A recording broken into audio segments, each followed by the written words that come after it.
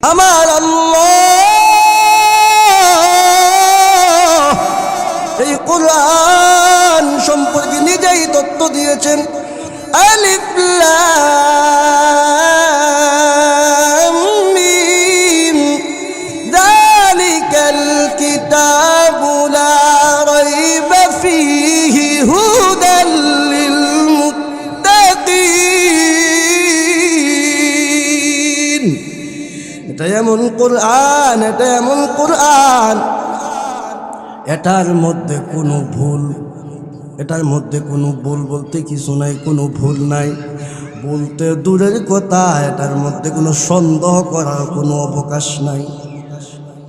আমার বাবাজিরা বাইরা রে আমার, এটা এমন কোরআন, যে কোরআন দামি কোরআন।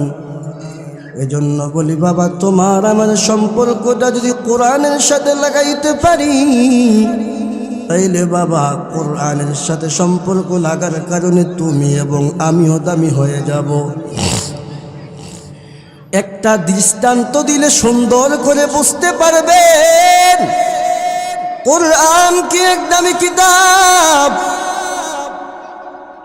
কোরআন যেই টেবিলের মধ্যে রেখে পড়া হয় অথবা যেই রেহালের মধ্যে রেখে পড়া হয়, কোরআনের কারণে রেহালটাও দামি হয়ে যায়, কোরআনের কারণে টেবিলটিও দামি হয়ে যায়।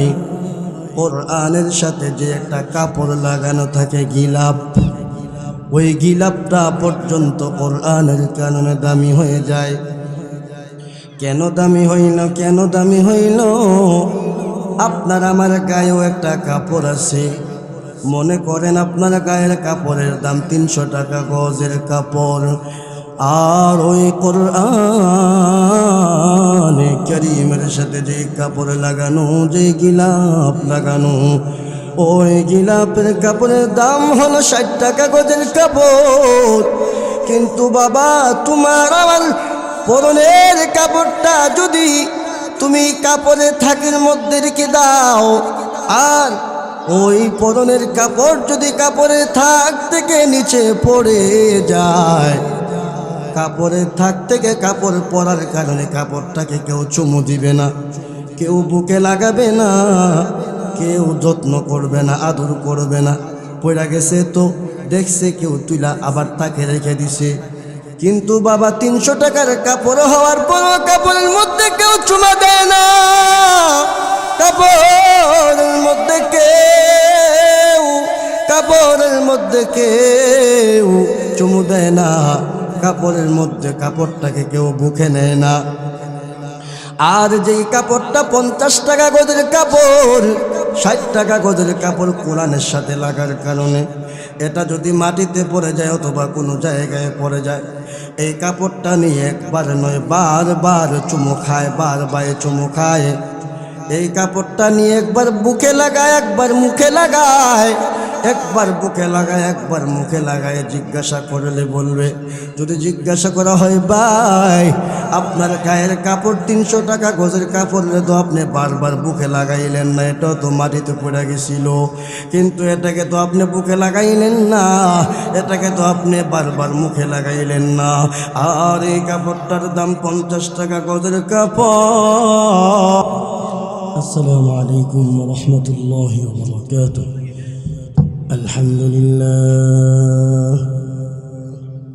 الحمد لله الذي جعل الشمس والقمر بحسبان والنجم والشجر يسجدان وفضل زمانا على زمان كما فضل مكانا على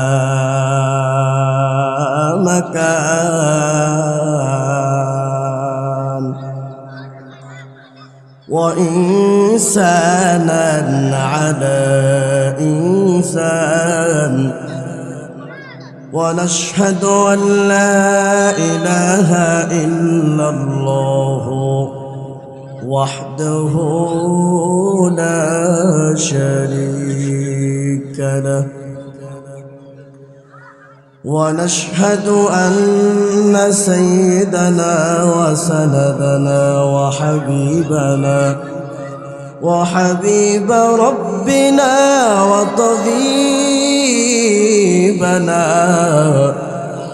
وطبيب قلوبنا وأولانا ومولانا محمدا عبده ورسوله الذي أرسله الله تعالى بالحق إلى الخلق بشيرا ونذيرا وداعيا إلى الله بإذنه وسراجا وقمرا منيرا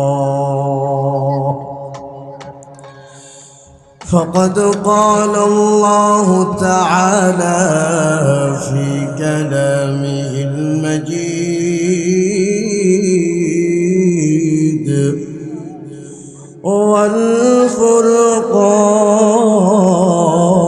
والفرقان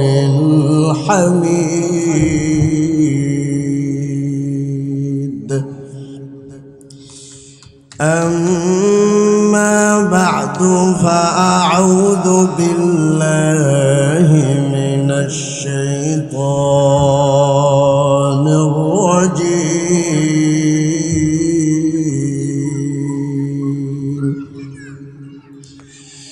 بسم الله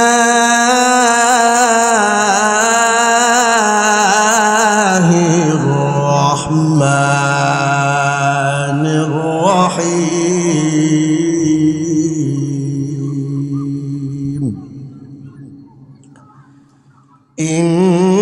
إنا نحن نزلنا الذكر وإنا له لحافظون صدق الله مولانا العظيم وقال النبي صلى الله عليه وآله وسلم خيركم من تعلم القرآن وعلمه أو كما قال النبي عليه الصلاة والسلام وصدق رسوله النبي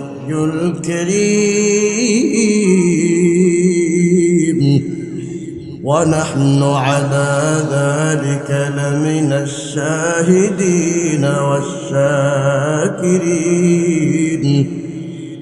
والحمد لله رب العالمين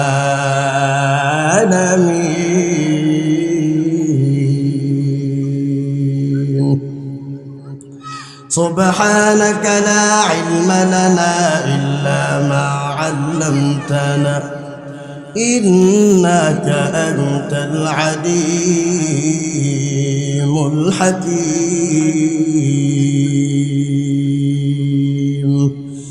सूरज ने दिया अपने शुआओं का ये पैगाम सूरज ने दिया अपने शुआओं का ये पैगाम दुनिया है अजब चीज़ कभी सुबह कभी शाम दुनिया है अजब चीज़ कभी सुबह कभी शाम दुनिया में हो दुनिया का तलबगार नहीं हो, दुनिया में हो दुनिया का तलबगार नहीं हो, बाजार से गुजर का खरीदार नहीं हो, बाजार से गुजर का खरीदार नहीं हो। तकबीर में कलमा में नमाज़ों में अज़ामी है, नाम इलाही से मिला नाम मोहम्मद, है नाम इलाही से मिला नाम मोहम्मद। फरमाते हैं आदम का मुझे खुल्द तरी में, फरमाते हैं आदम का मुझे खुल्द तरी में, लिखा हुआ तो बाब मिला नाम मोहम्मद, लिखा हुआ तो बाब मिला नाम मोहम्मद। ऐ मीम में महबूब मतलब इशारा, ऐ मीम में महबूब मतलब इशारा, फिर क्यों न हो महबूब खुदा नाम मोहम्मद, फिर क्यों न हो महबूब खुदा नाम मोहम्मद। अल्हम्दुलिल्लाह मुअज़्ज़ज़ मुहतरम हाज़िरीन, अल्लाह सुब्हानहु व तआला आला शान दरबारे असंख्य अगणित शुक्र सुजूद যে আল্লাহ সুবহানাহু ওয়া তাআলা সুজলা সুফলা সোনার বাংলাদেশে ঐতিহ্যবাহী ব্রাহ্মণবাড়িয়া জেলার আখাউড়া থানাধীন ঐতিহ্যবাহী আখাউড়া আল মদিনা তাহফিজুল কোরআন মাদ্রাসা কর্তৃক আয়োজিত আজকের এই বিশাল ঐতিহাসিক ইসলামী মহাসম্মেলনে যে আল্লাহ সুবহানাহু ওয়া তাআলা আমাকে কিছু কথা বলার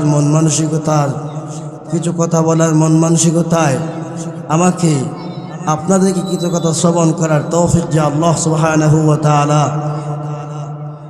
আজকের এই মাহফিলে আসার ও বসার তৌফিক দান করেছেন, সে মহান মানিবের দরবারে আল্লাহ তাআলার আলিশান দরবারে দিল থেকে জবান খুলে কালিমাতুশ শুকর সবাই জবান খুলে পড়ি আলহামদুলিল্লাহ। নিয়ামত আল্লাহ পাকের নিয়ামত যখন বান্দা আদায় করে আল্লাহ তাআলা তখন বান্দার নিয়ামত আল্লাহ তাআলার বাড়িয়ে দেন। এ ঘোষণা আমার নয়, এ ঘোষণা আল্লাহ সুবহানাহু ওয়া তাআলা আল্লাহ পাকের কোরআনে কারীমে আল্লাহ তাআলা দিয়েছেন। আল্লাহ রাব্বুল আলামিন বলেন, লাইন শাকারতুম লাযীদান্নাকুম ওয়া লাইন কাফারতুম ইন্না আযাবি লাশাদীদ।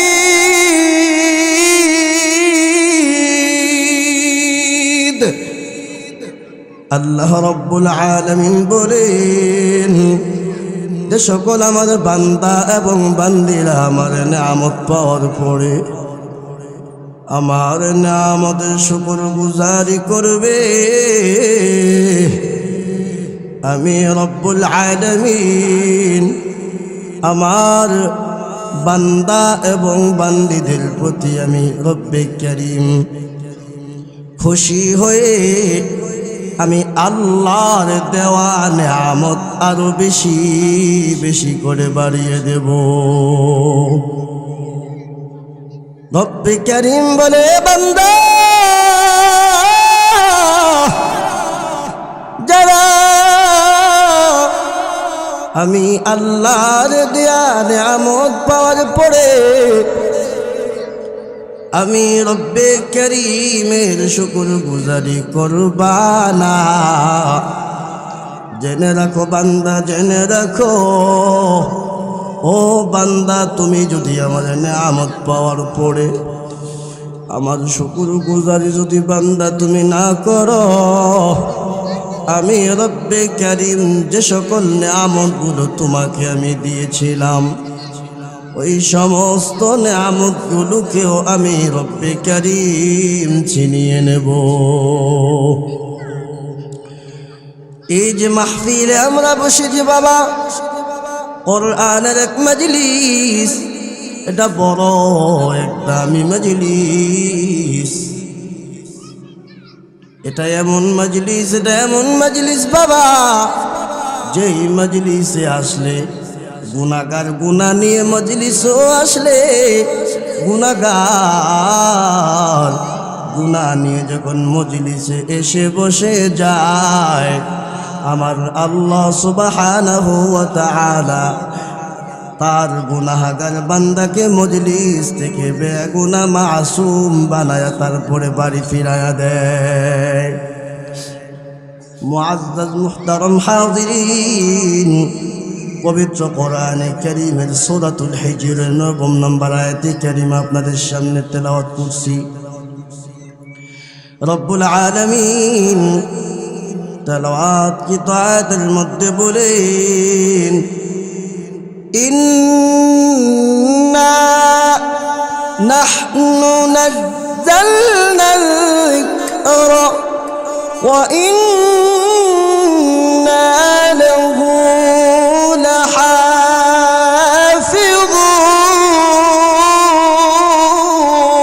লাহাফিযুন। আল্লাহ রব্বুল আলামিন তেলাওয়াত কি আয়াতের মধ্যে আল্লাহ তাআলা বলেন, কোরআনুল কারীমের সূরাতুল হিজরের ৯ নম্বর আয়াতের মধ্যে আমার আল্লাহ বলেন, ও দুনিয়ার বান্দা ও দুনিয়ার বান্দি শোনো, এই কোরআনে কারীম নাজিল করেছি আমি আল্লাহ।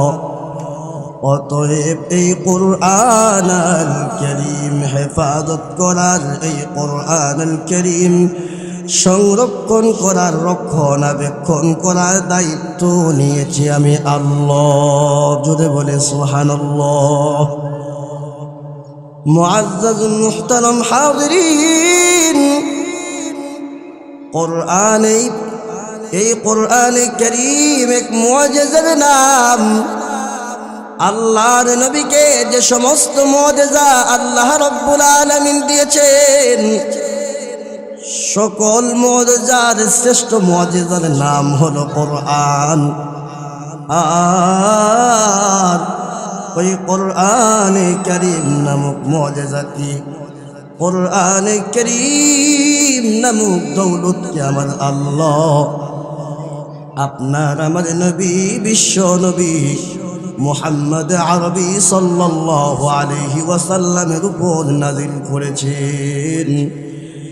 আর এই কোরআন বিশ্ব নবীর উপর নাযিল করার কারণে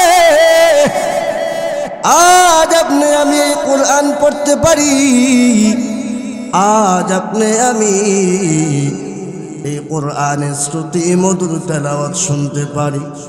বাবা, এটা যেমন তেমন কোরআন নয়, এটা এমন এক কোরআন রে বাবা, এটা এমন এক কোরআন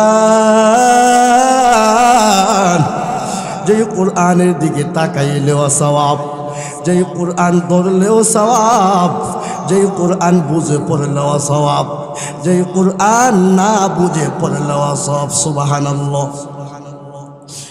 এ আল্লাহর বান্দা, দুনিয়ার ইমানদার আল্লাহর গোলাম, গভীর মনোযোগ দিয়া দিলের কান লাগায় শোনো। এটা এমন কালাম, এটা এমন কালাম,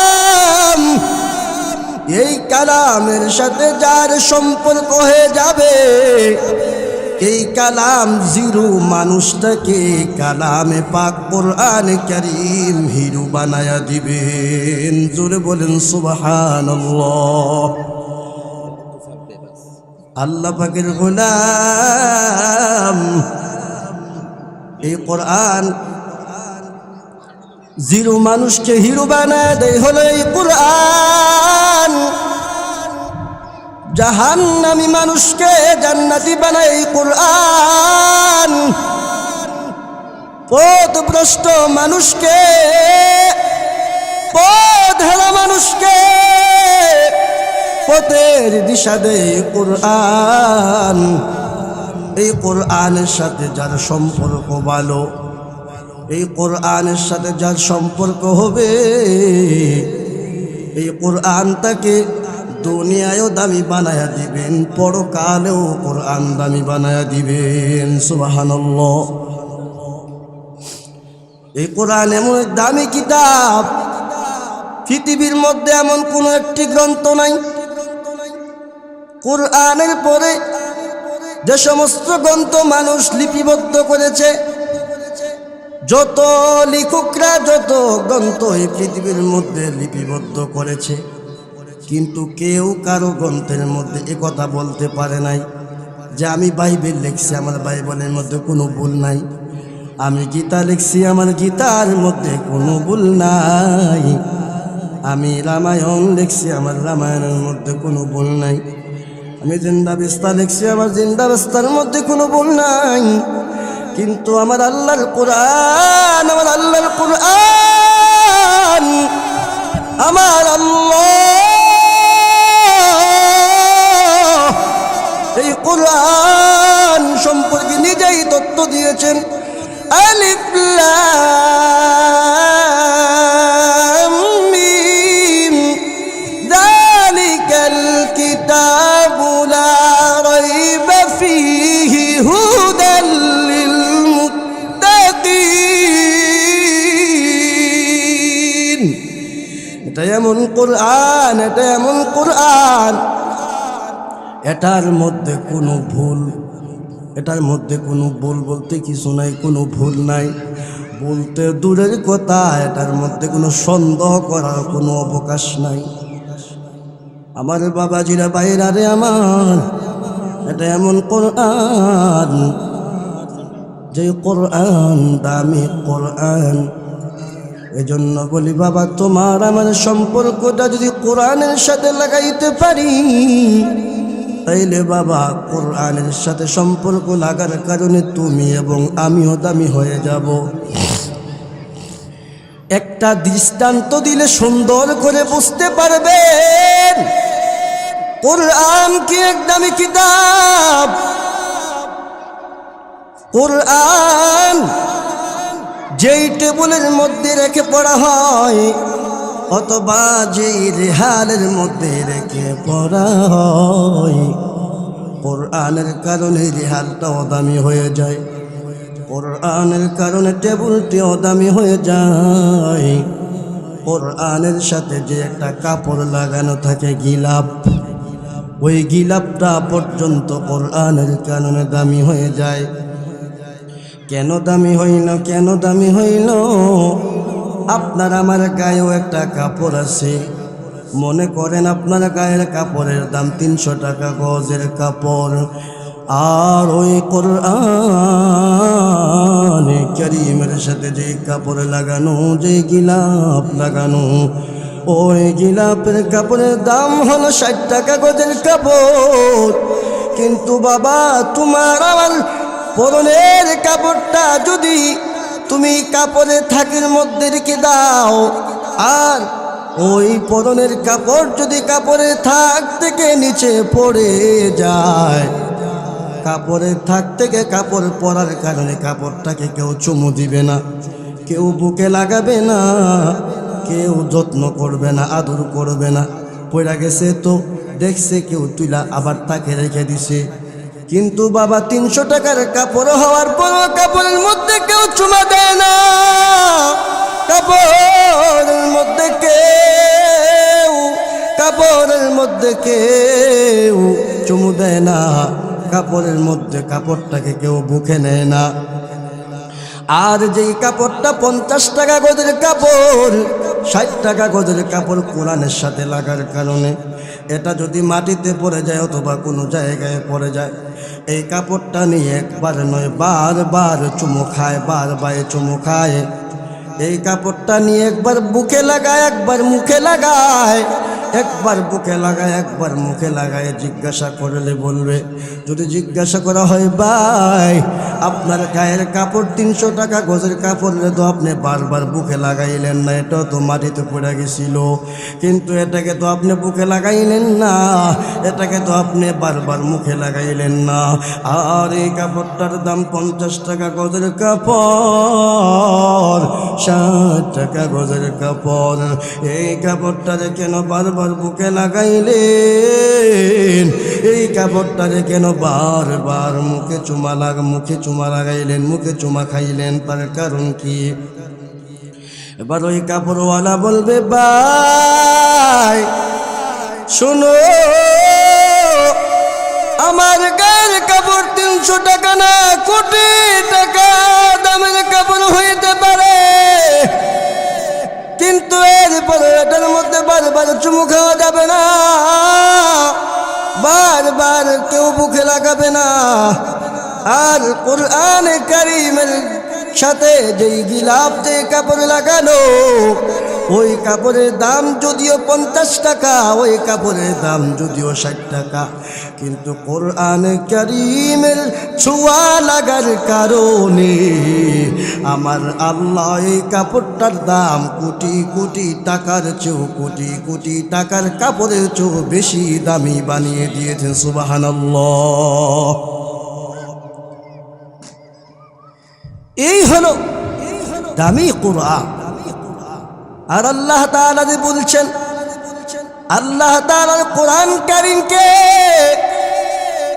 হেফাজত করবেন, এর প্রমাণ হলো দিন যত যাচ্ছে আমার আল্লাহ পাকের কোরআনে কারীমের হাফেজ তত বাড়ছে। দিন যত যাচ্ছে আমার মালিক আল্লাহ পাকের কোরআনে কারীমের ধারক বাহক তত বাড়ছে। হে দুনিয়ার ইমানদার আল্লাহর গোলাম, তুমি পারো না কোরআন শিক্ষা করতে, তুমি পারো না তোমার ছেলেকে কোরআন শিখাইতে পারো না, তোমার মেয়েকে কোরআন শিখাইতে পারো না, একটু চিন্তা করিয়া দেখো। মোবাইলের ইন্টারনেট ফেসবুক যারা চালাও, মোবাইলে মাঝে মাঝে দেখবা ছোট্ট ছোট্ট খুদে বাচ্চাদের তেলাওয়াত পাওয়া যায়। এত ছোট ছোট খুদে হাফেজদের তেলাওয়াত পাওয়া যায়, কল্পনাও করা যায় না। যেই বাচ্চাগুলো 6-7 বৎসরের বাচ্চাগুলো মায়ের কোলে ঘুমায়,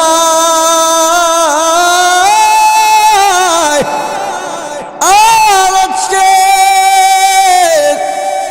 বর্তমানে যুগে এমনও ইন্টারনেট ফেসবুকের মাধ্যমে খবর পাওয়া যায় 6-7 বছরের বাচ্চা অল্প দিনে কোরআনে কারীমের হাফেজ হয়ে যায়। এটার কারণ হলো ওই যে বলছে আমার মালিক আল্লাহ তার কোরআনে কারীমকে হেফাজত করবেন। আল্লাহ নিজে বলছেন কোরআন কারীম নাযিল করেছি আমি, এর হেফাজত করব আমি আল্লাহ।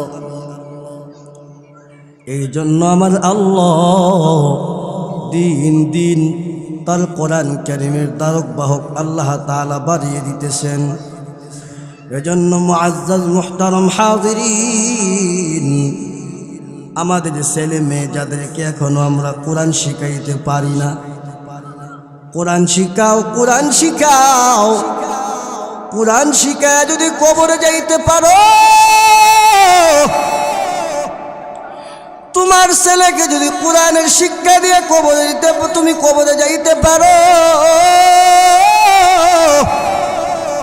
এই কোরআন শিক্ষা করার কারণে ছেলেটা যে কোরআনের মাদ্রাসায় পড়াইছো, ছেলেটা যে কোরআন শিখাইছো, ছেলেটারে কোরআন শিখানোর কারণে আর ওই ছেলে যখন কোরআন শিক্ষা কোরআন তেলাওয়াত করবে, কোরআন অনুযায়ী তার জীবন চালাবে, কোরআন অনুযায়ী সে আমল করবে, আর আমল করে যখন সে দুনিয়া থেকে মৃত্যুবরণ করবে, কবরে চলে যাবে, কোরআনওয়ালা কোরআন শিখে তার কোরআন দিয়ে সে তার জীবন পরিচালনা করেছে। কোরআনওয়ালা কোরআন দিয়ে সে কোরআন অনুযায়ী আমল করেছে, আমল করে সে কোরআনকে বন্ধু বানায়া কবরে চলে গেছে গা। কবরে যাওয়ার পরে কোরআনওয়ালাকে তো আমার আল্লাহ কোরআনের কারণে, কোরআন কারিমের কারণে, যেহেতু কোরআন কারিমকে সে দুনিয়া থেকে বন্ধু বানায়া কবরে গেছে, কোরআন কারিমের কারণে আল্লাহ তাআলা তাকে মাফ করে দিবে। এবং তোমরা যারা মা আত্মীয় স্বজন তারা কোরআন শিক্ষা করাইছো, কোরআন শিক্ষা করানোর জন্য সহযোগিতার হাত বাড়িয়ে দিয়েছো, এর কারণে রব্বে কারিম তোমাদেরকেও মাফ করে দিবেন। সুবহানাল্লাহ। এজন্যে কোরআনের শিক্ষা বলে ঠিকঠাক করেন, ভর্তি করে দিয়া গেলাম, আপনারা রাতে দিয়া গেলাম, এক আল্লাহর কাছে দিয়া গেলাম, দ্বিতীয়ত আপনার কাছে দিয়া গেলাম, আপনারা একটু মানুষ টানুষ করেন। এখন এমত অবস্থায় ছেলেটা যখন মাদ্রাসায় পড়ালেখা করা অবস্থায় একদিন খবর চলে আসলো আল মদিনা তাহফিজুল কোরআন মাদ্রাসা ওই সরল ছেলের বাড়ি থেকে, যে হুজুর আমার ছেলেটাকে তো আপনার মাদ্রাসায় দিছি, ছেলেটাকে 2-3 দিনের জন্য ছুটি দেওয়া লাগবে। বলে কেন? বলে তার আব্বু অসুস্থ হয়ে গেছে। তার আব্বু অসুস্থ, এমন অসুস্থ মৃত্যুর শয্যায়, সাকরাত অবস্থায়, তার একটু ছুটি দেওয়া লাগবে, বাড়িতে পাঠান। বাকি যেই 3 ছেলে ইঞ্জিনিয়ার, ডক্টর, প্রফেসর, ওই 3 ছেলেও বাড়িতে আসছে। আর ওই যে ব্যাককল টাইপের ছেলেটা আখাউড়া আল মদিনা তাহফিজুল কোরআন মাদ্রাসায় পড়তেছে, এই ছেলেটাও বাড়িতে গেছে। কিন্তু 3 ছেলে যে বাড়িতে আসছে, ইঞ্জিনিয়ার ছেলে এ বেচারার বাবার কাছে অনেক দিন পর যাবে, বাবা বাসে না মরে জায়গা কোনো গ্যারান্টি নাই। এর জন্য বাংলাদেশের 1 নম্বর বিখ্যাত যে খাবারগুলা, এটা আব্বুর জন্য নিয়ে কইছে, আব্বু এই যে নেন, এই 1 নম্বর খাবারগুলো আপনার জন্য আনছি, আপনি খান। বাবা এই অবস্থায় বলবে, বাবা এখন আর খাওয়ার সময় আমার নাই, এখন আর আমি খেতে পারবো না, চাইলেও আমি খেতে পারবো না বাবা, এখন আর আমার খাওয়ার সময় নাই।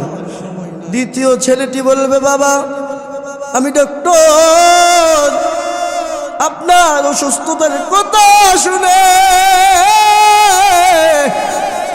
আমি বাড়িতে চলে আসছি বাবা। বাবা আপনি কি মনে চায় আপনি আমাকে বলেন। বাবা বলে, বাবা ও সন্তান আমার কিছু মনে চায় না, যদি পারো আমাকে একটু বাঁচাও, এই সাকরাতের কষ্ট থেকে আমাকে একটু বাঁচাও। কিন্তু ডক্টর ছেলে বাঁচাতে পারবে না। প্রফেসর ছেলে বলবে, আব্বু আব্বু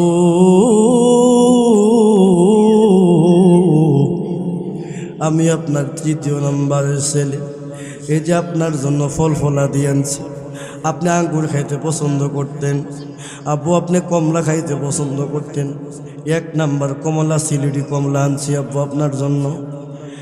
বাবা বলবে, বাবা রে সিলেটি কমলা যদিও হয়, এর চেয়ে দামি কমলাও যদি হয়, এই সময়ে দামি কমলাও আমার মুখে যাবে না, কারণ আমি যেই কষ্টে আছি, সাকরাতের কষ্ট আছে রে বাবা। এবার সবাই ওই যে আখাউড়া আল মদিনা তাহফিজুল কোরআন মাদ্রাসায়, ওই যে মুফতি মফিদুল ইসলাম আসাদি হুজুরের পরিচালিত যে মাদ্রাসায়, ওই মাদ্রাসায় যে বেকল টাইপের ছেলেটা পড়তো, এটা সবাই জিজ্ঞাসা করে, তোর ভাই এইটা আনছে সেইটা আনছে, তুই তোর আব্বার লাগে কি আনছো? ছোট্ট ছেলেটা কান্দে আর কয়, আমি আমার আব্বুর জন্য কিছু আনতে পারি নাই, তবে আমার আব্বা আমার উস্তাদের আমাকে একটা জিনিস শিক্ষা দিছে, বলে সেই জিনিসটা কি? আমার আল মদিনার উস্তাদের আমাকে শিক্ষা দিছে, আমার আল মদিনার উস্তাদের আমাকে শিক্ষা দিছে, কোনো মানুষ যদি সাকরাত অবস্থা হয়ে যায়, মৃত্যুর অবস্থা হয়ে যায়, এমত অবস্থায় তুমি যদি ওই লোকটার পাশে বসে কোরআনে কারীমের সূরা ইয়াসিন ওই লোকটার পাশে বসে বসে তুমি তেলাওয়াত করতে পারো, ওই মৃত্যুওয়ালা ব্যক্তির সাক্ষাৎওয়ালা ব্যক্তির সাক্ষাতের কষ্ট আমার মালিক আল্লাহ দূর করে দিবেন বলে সুবহানাল্লাহ। এজন্য কোরআনের শিক্ষায় সন্তানগুলোকে শিক্ষিত করতে হবে। এজন্য ছেলে মেয়েগুলোকে কোরআনের শিক্ষায় শিক্ষিত করতে হবে। আপনি প্রাথমিক শিক্ষায় ছেলে মেয়েগুলোকে শিক্ষিত করে নিতে আমার আপত্তি নাই, কিন্তু সর্বপ্রথম প্রাথমিক যেই শিক্ষাটা সেটা দিতে হবে কোরআন কারিমের শিক্ষা। ঠিক কিনা জুড়ে বলেন? কারণ কোরআন কারিমের শিক্ষা যখন আপনার সন্তান পাবে, কোরআন কারিমের শিক্ষা পাওয়ার পরে যদি আপনার সেই সন্তানটা এরপরে জেনারেল লাইনেও পড়ে, আপনি বিশ্ববিদ্যালয়ে পড়ান, বুয়েট বিশ্ববিদ্যালয়ে পড়ান, তারপরে মিশর আল আজহার বিশ্ববিদ্যালয়ে পড়ান, আপনি যেখানেই পড়ান না কেন, কারণ এই ছেলে ব্লগার নাস্তিক হওয়ার কোনো সম্ভাবনা নাই। কথা বলেন ঠিক কিনা? কারণ তার ভিতরে কোরআনের জ্ঞান আছে, তার প্রাথমিক শিক্ষাটা হয়েছে কোরআন দিয়া। আর যার ভিতরে কোরআনের জ্ঞান থাকবে না, প্রাথমিক শিক্ষাটাই হবে জেনারেল দিয়া, স্কুল দিয়া, বিশ্ববিদ্যালয় দিয়া, এই সেই দিয়া, কিন্তু যার ভিতরে কোরআনের জ্ঞান থাকবে না, যার ভিতরে কোরআনের শিক্ষা থাকবে না, কারণ ওই লোক তো কোরআন সম্পর্কে জানে না, ওই লোকের কোরআন সম্পর্কে ধারণা নাই, তো সে কি বুঝবে? এজন্যই নাস্তিক হওয়া সম্ভব, ব্লগার হওয়া সম্ভব। এজন্যে আমরা যদি জাহান্নাম থেকে বাঁচতে চাই, আমরা যদি আল্লাহ পাকের পাকড়াও থেকে বাঁচতে চাই, তাহলে এক নাম্বার কাজ হলো প্রত্যেকটা অভিভাবকের, প্রত্যেকটা গার্ডিয়ানের তার প্রত্যেকটা ছেলে মেয়েকে প্রাথমিক শিক্ষাটা কোরআন শিক্ষা দিতে হবে। কথা বলেন ঠিক কিনা? এটা আমার কথা নয়, কবি এটা একটি সঙ্গীতের মধ্যে এই কথাটা বলেছেন যে আপনি যদি জান্নাত চান তাহলে আপনি একটা ছেলেকে মাদ্রাসায় পড়ান, আপনার একটা মেয়েকে মাদ্রাসায় পড়ান। এটা সঙ্গীতের মাধ্যমে এই কথাটা বলেছেন। মা গো তোমার একটি ছেলে মাদ্রাসাতে দিও, মা গো তোমার একটি ছেলে মাদ্রাসাতে দিও, এই পৃথিবীর বুকে তুমি জান্নাত কিনে নিও, এই পৃথিবীর বুকে তুমি জান্নাত কিনে নিও।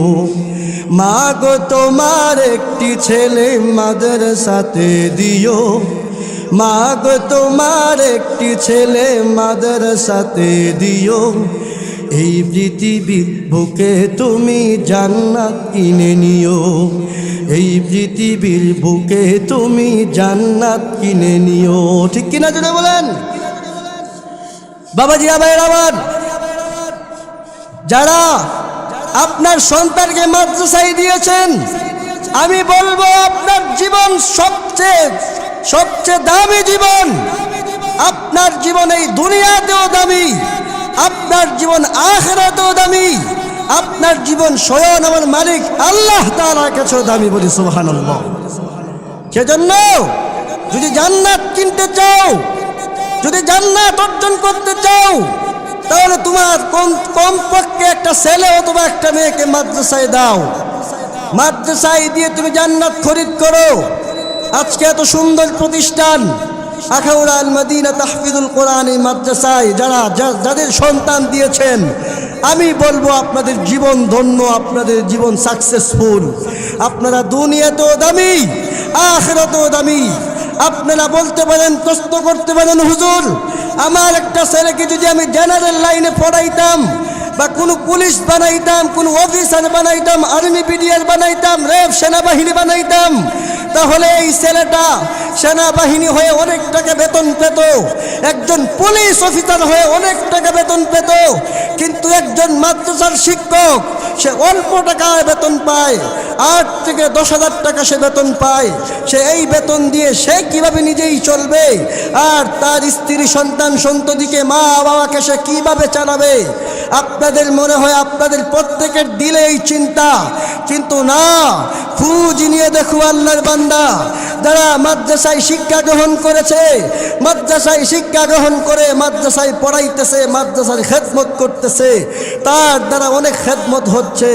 কিন্তু দেখো সে 8,000 10,000 টাকা বেতন পাওয়ার পরও তোমার ফ্যামিলির চেয়েও তার ফ্যামিলির মধ্যে তোমার ফ্যামিলির চেয়েও হাজার হাজার গুণে শান্তি আল্লাহ তাআলা বাড়িয়ে দিয়েছেন। কি কথা বলেন, ঠিক কি না? আর আপনি খোঁজ নিয়ে দেখেন, একজন পুলিশ, একজন অফিসার হওয়ার পরেও মাস শেষে তার ইনকাম 1 লাখ টাকা, 1.5 লাখ টাকা, 90,000, 80,000, 70,000 টাকা তার ইনকাম। এরপরেও আপনি তাকে জিজ্ঞাসা করলে বলবে যে হুজুর মাস শেষে 50,000 টাকা ঋণের মধ্যে পড়ে আছি। কিন্তু আপনি মাদ্রাসার একজন স্টুডেন্ট, মাদ্রাসার একজন শিক্ষককে আপনি জিজ্ঞাসা করবেন, সে 8,000 10,000 টাকা বেতন পায়, এরপরেও মাস শেষে 10,000 টাকা দিয়ে সে চলার পরেও তার পকেটের মধ্যে 500-1,000 টাকা থাকে, তার কোনো লেনা দেনা থাকে না। তার কারণ হলো তার ইনকাম হলো হালাল ইনকাম, তার ইনকামের মধ্যে আল্লাহ তাআলা বরকত ঢুকিয়ে দিয়েছেন। আজ বরকত কেন ঢুকিয়ে দিয়েছেন? এজন্যই বরকত ঢুকিয়ে দিয়েছেন যে আল্লাহ পাকের কোরআনকে বুকে ধারণ করেছে, আল্লাহ পাকের কোরআন তার সিনার মাধ্যমে ধারণ করেছে। আল্লাহ তাআলার কোরআন সিনায় ধারণ করার কারণে, আল্লাহ তাআলার কোরআনের ধারক বাহক হওয়ার কারণে আল্লাহ তাআলা তাকে দামি বানিয়ে দিয়েছে। তার প্রত্যেকটা কামাইতে, প্রত্যেকটা রুজিতে, প্রত্যেকটা ইনকামেতে আল্লাহ তাআলা বরকত দিয়েছেন। শুধু এখানেই শেষ নয়, আল্লাহ তাআলা তাকে দুনিয়াতেও দামি বানিয়ে দিয়েছেন। আল্লাহ তাআলা স্বয়ং তাকে আখিরাতে আল্লাহ তাআলা দামি বানিয়ে দিবেন।